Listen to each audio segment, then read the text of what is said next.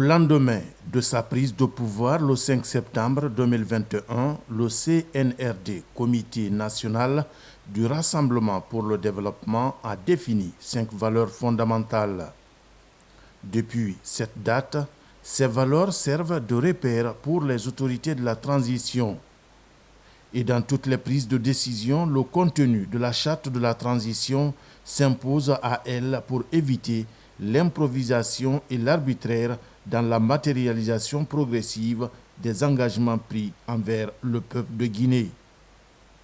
La grande campagne de lutte contre la mauvaise gouvernance dans toutes ses facettes et les opérations de récupération des biens de l'État ne sont donc pas des actes de circonstance.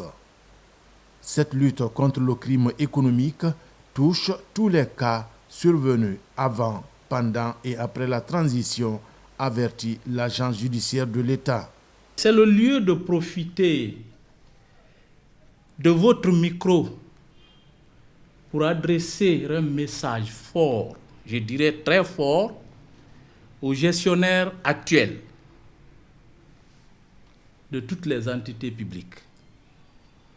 C'est celui de leur demander de faire très attention pour la simple et évidente raison que le chef de l'État est sans état d'âme.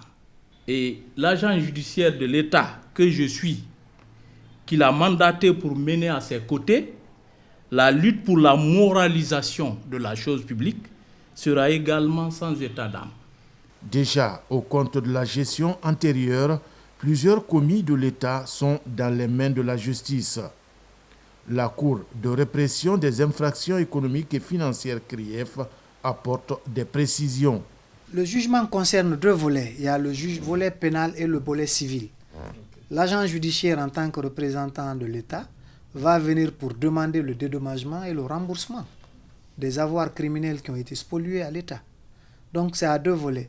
Non seulement ceux qui seront reconnus coupables vont être condamnés à des peines de prison, mais aussi ils vont rembourser ceux qu'ils ont détournés.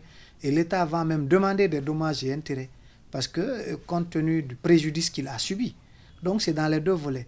On va recouvrer les avoirs criminels, tout ce qui a été spolié à l'État, ça va être recouvré, et les gens vont être exposés à des peines de prison.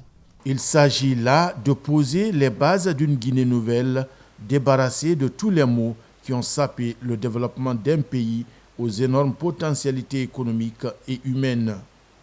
Une Guinée nouvelle avec des hommes et des femmes de vertu s'inscrivant sur la voie d'une révolution des mentalités.